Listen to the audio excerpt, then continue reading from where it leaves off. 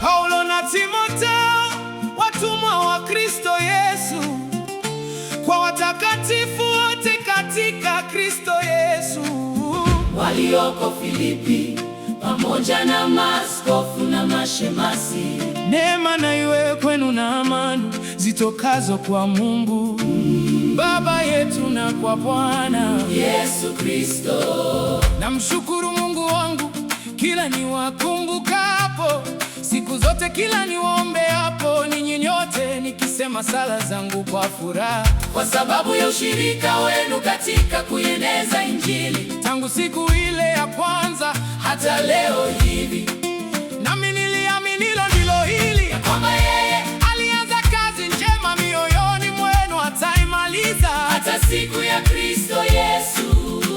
Vile vile kama ilivyo wajibu wangu kufikiri haya juu yenu nyote, kwa sababu ninyi moyoni mwangu, kwa kuwa katika kufungwa kwangu na katika kazi ya kutetea Injili na kuithibitisha, ninyi nyote mmeshirikiana nami neema hii. Maana Mungu ni shahidi wangu, jinsi ninavyoonea shauku ninyi nyote katika moyo wake Kristo Yesu. Na hii ndiyo dua yangu, kwamba pendo lenu lizidi kuwa jingi sana katika hekima na ufahamu wote, mpate kuyakubali yaliyo mema, ili mpate kuwa na mioyo safi bila kosa, mpaka siku ya Kristo,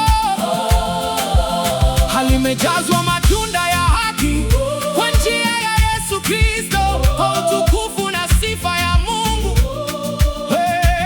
Lakini ndugu zangu, nataka mjue ya kuwa mambo yote yaliyonipata yametokea zaidi kwa kuieneza Injili, hata vifungo vyangu vimekuwa dhahiri katika Kristo, miongoni mwa askari na kwa wengine wote pia na wengi wa hao ndugu walio katika Bwana, hali wakapata kuthibitika kwa ajili ya kufungwa kwangu, wamezidi sana kuthubutu kunena neno la Mungu pasipo hofu.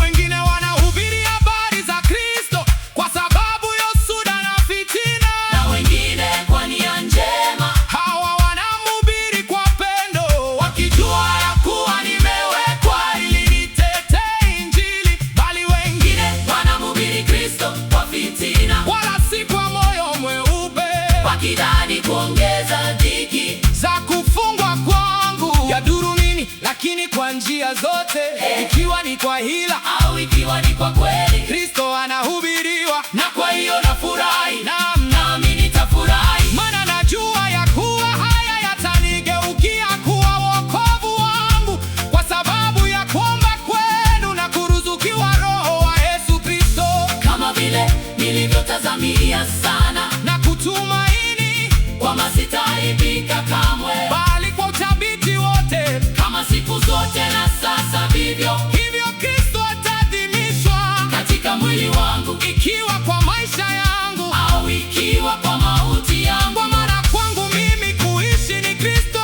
na kufa ni faida, ila ikiwa kuishi katika mwili kwangu mimi ni matunda ya kazi, Basi nitakalolichagua silitambui. inasongwa katikati ya mambo mawili. Ninatamani kwenda zangu nikae na Kristo, maana Ni vizuri zaidi